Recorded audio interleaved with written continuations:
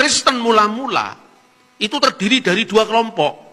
Kelompok yang pertama, Kristen yang berlatar belakang Yahudi, pusatnya di Yerusalem, pimpinannya adalah Yakobus, saudara Kristus.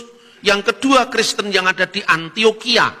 Untuk pertama kali disebut Kristen itu di Antioquia, itu kebudayaannya non-Yahudi, Gentile, Goyim.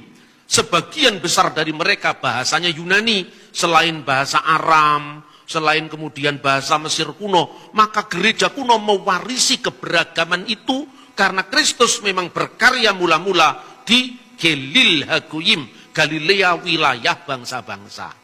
Kenapa saya sampaikan ini berulang-ulang? Kadang-kadang di anak-anak muda saya ngomong aja, mereka nggak ngerti, tetap pada saya ngomong, lama-lama kan ngerti.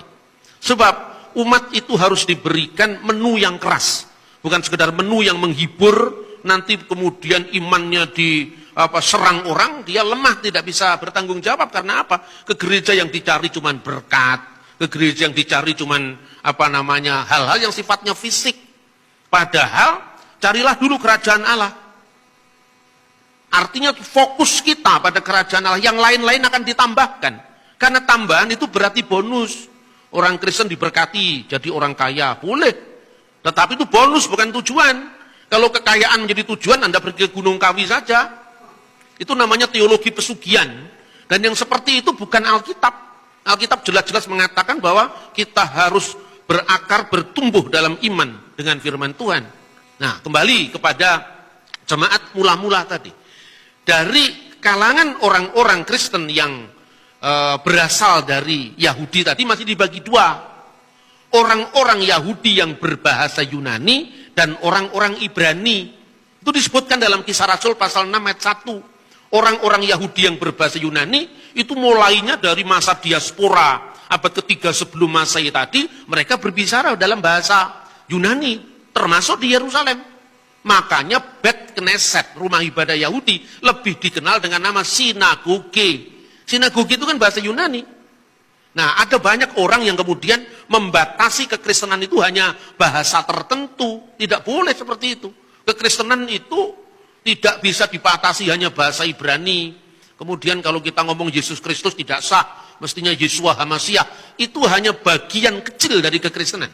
Makanya ada kekristenan yang dari Antioquia itu jelas berasal dari budaya bukan Yahudi. Sementara yang di Yerusalem itu orang Yahudi yang berbahasa Yunani dan orang Ibrani. Orang Ibrani itu sehari-harinya bahasa Aram. Bahasa Aram itu disebut Ibrani tutur, khususnya dialek Galilea.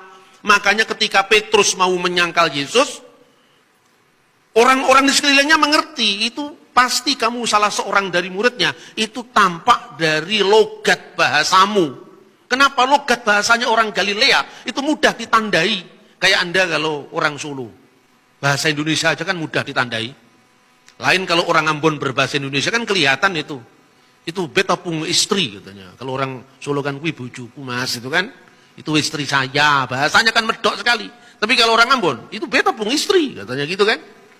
Nah ini hal-hal yang kadang-kadang soal-soal kebudayaan, soal-soal sejarah yang kadang-kadang tidak kita pahami. Begitu nanti ada YouTuber ya pura-pura pinter bahasa Ibrani, Kristennya bingung padahal itu sebetulnya hafalan yang seperti itu. Ini sering terjadi, saudara-saudara. Karena itu saya selalu dalam menyampaikan firman Tuhan itu selalu ya keras. Dalam pengertian apa? Supaya kita tidak kagetan.